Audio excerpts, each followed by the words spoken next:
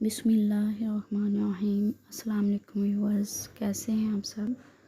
उम्मीद करती हूँ आप सब ठीक होंगे। अल्लाह ताला आप सबको खुश रखे, सलामत रखे। आज हम नए डिज़ाइन लेके आए हैं। शीशे का वर्क है, बहुत ही खूबसूरत ड्रेस हैं जिन पे सिंधी टांके के साथ, बलोची टांके के साथ, पंजाबी में टांके के साथ शीशे का वर्क किया गया है, साथ एम्ब्रॉयडरी है।